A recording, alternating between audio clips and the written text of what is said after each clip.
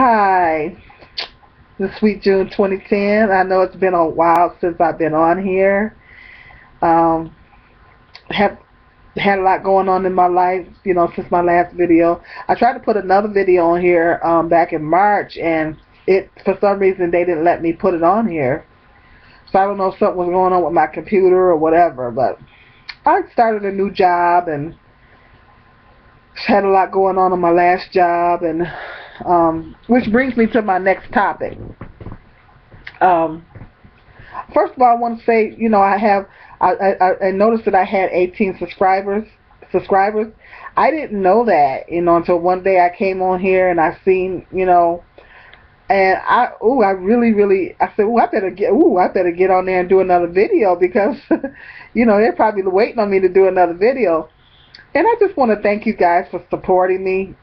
I like to come on here and talk about things that I'm passionate about, and I don't come on here to bash people like some of the other videos on YouTube. Not about that. I like to talk about things that I'm passionate about, and particularly what's going on in the black community, and things that I feel is important or whatever. So, and I also like to come on here to enlighten, and if I can be a blessing to people, that's wonderful too. So, I just want to thank you guys again for supporting me and listening to my videos, and to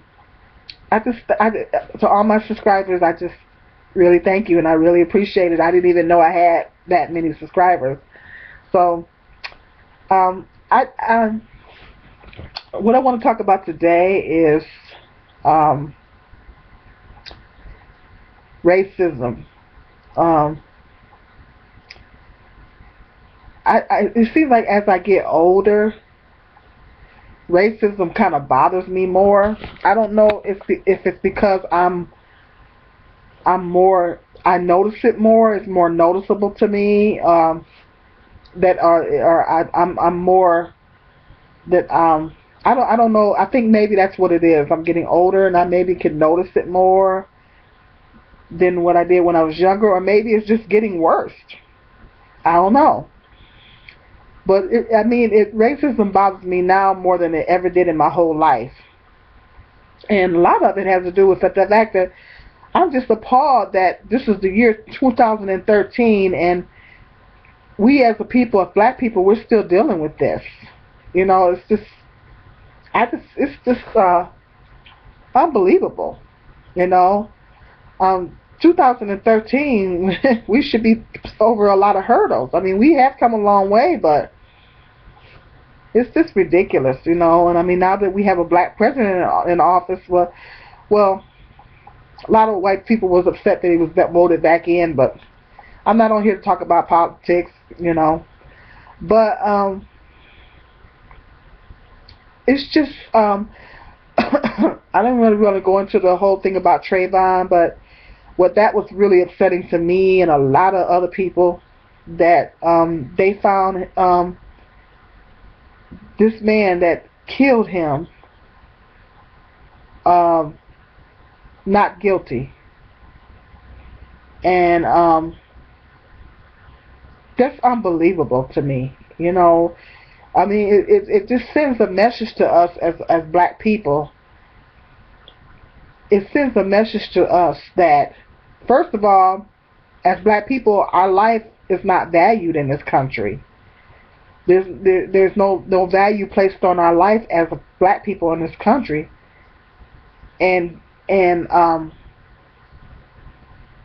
add insult to injury, what they did basically when they found him not guilty, George Zimmerman, basically they sent a message to the black community that, okay, you don't even have the right to defend yourself.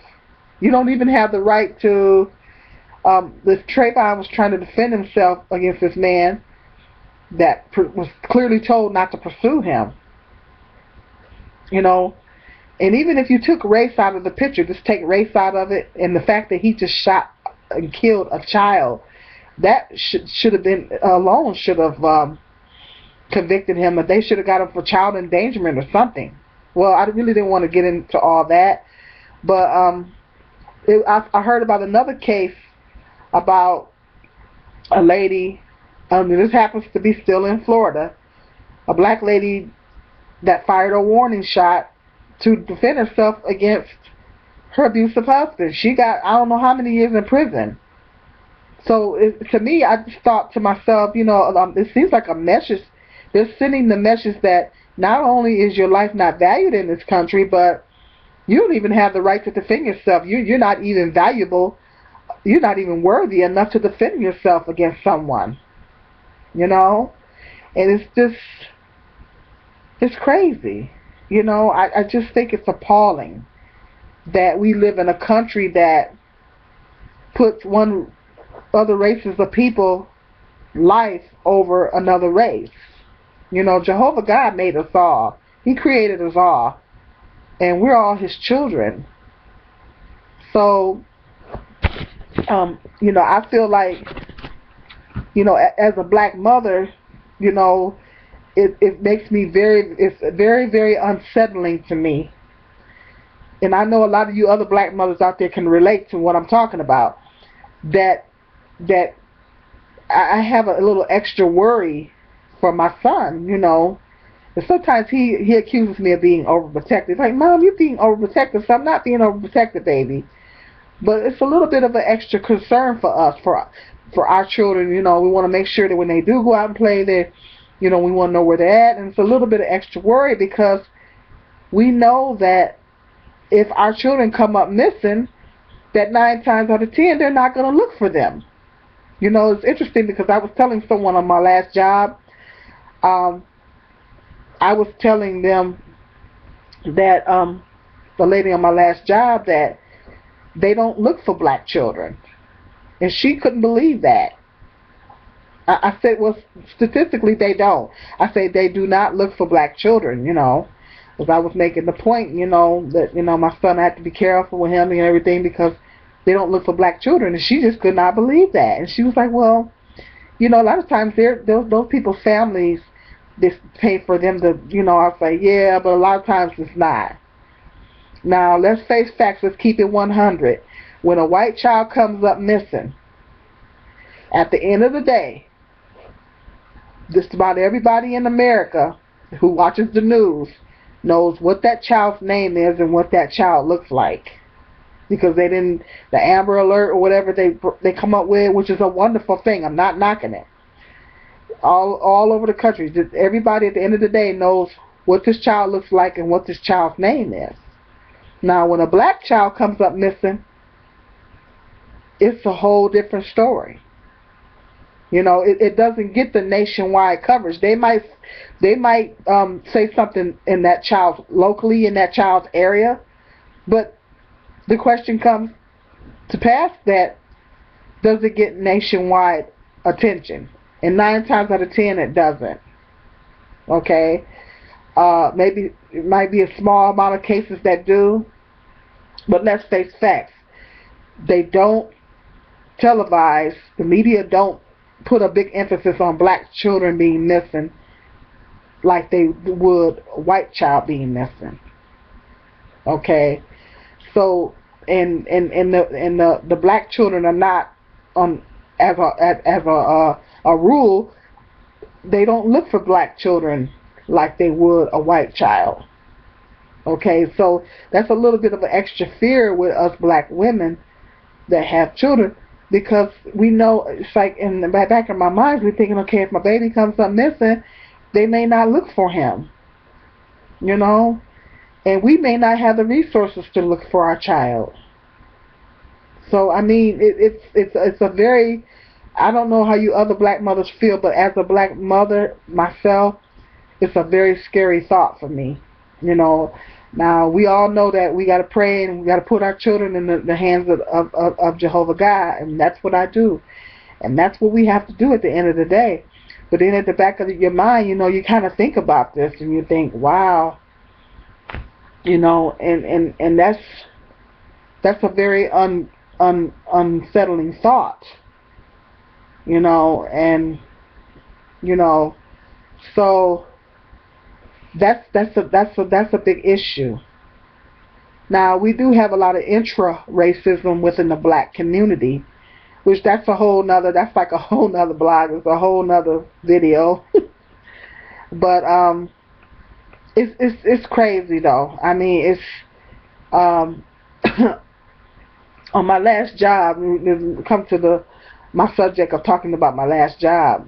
You know, I'm on a new job now. I got this job basically looking through the telephone book. I've never found a job like that before, looking through the telephone book, and I just decided to call. And I was kind of in a desperate situation because, to make a long story short, you know, I worked at this assisted living facility, and most of the residents were predominantly white, and they changed management. You know, when I first started, there was a black lady that was the director. Well, I suspected was forced to resign. And to make a long story short, new one came on, and when the new one came on, she made the decision that, and so a couple other people that I was working with decided that they want to try to get me out of there. You know, and it was a situation to where I was being slandered. This lady was going into the office, writing me up, you know, saying all kinds of bad, horrible things about me, trying to do everything she could to get me fired off of this job. And the management, the director, you know, being racist like she was, believed everything that they were saying. So I had to write a letter to tell them I'm not going to inform them. I had to inform them of my rights and tell them, look, I don't appreciate being slandered. You know, you're defaming my character. You're sabotaging me, which sabotage is against the law. Just in case some of you don't know that. Sabotage is against the law, and I just basically had to write them a letter informing them of my rights, because, you know, I just had to let them know they're not dealing with a fool, you know. So to make a long story short, they basically told me, now I've had many, many jobs in my lifetime, but never ever in my life had a job that told me that I needed to start looking for another job. They cut my hours down drastically to the point to where I could barely survive. It was by the grace of God, you know, He made a way for me and everything. But it was just really appalling to me how it was very clear. The handwriting was very clear on the wall. Staff was predominantly white, and the blacks that was there, it seemed like they were just trying to get rid of. Okay, and not to mention, you know, they wasn't hiring any blacks. I had people telling me that they would go out there and inquire about a job, and they would tell them that they wasn't hiring when they were clearly hiring. So I was just appalled. I was just totally appalled and when I went back to talk to the director and asked her, well, the supervisor, the campus administrator, to ask her about inquiring about getting my hours back, she was like, you know, they want to find every little mistake that I was making, you know, to use as an excuse to not giving my hours back. And then they said to me twice, I suggest you start looking for another job. I just looked at her. In disbelief. I thought, I just can't believe. I've had many, many jobs in my life. I've never, ever had an employer tell me to start looking for another job. So see, that made it very clear to me that these people wanted to get rid of me. And it's just very appalling to me. It still bothers me today. Wanted to bring up charges on them, but racism, discrimination is very hard to prove in a court of law. And I prayed about it, and I just decided to let Jehovah God deal with them. But it just really, really appalled to me. I said, this is the year 2013, and you mean to tell me this is still going on? And the young, the old, no, she wouldn't, whatever. The lady I was working with, you know, thought that she could just go in there and just slander me all over the place. I wanted to take her to court and take her small claims court and sue her because she just slandered me all over the place. Instead, went in there and told all kind of lies on me. And of course, the director believed it. So see, I'm so sick of dealing with this kind of stuff.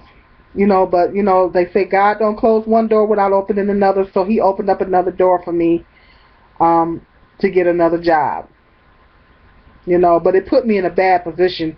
I was very loyal to this company. You know, I only missed 3 days in 3 years on this job. You know, I was diligent in coming to work even when I didn't have a car at one time. I was diligent in coming to work. I was very loyal to these people, and this is how they treat me. That's what really bothered me more than anything, how loyal I was to these people, and this is how they treated me. You know?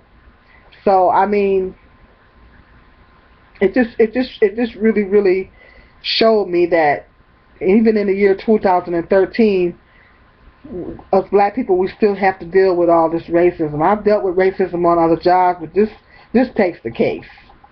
This takes the case. And so it's just now the job that I'm on now is a very culturally diverse job.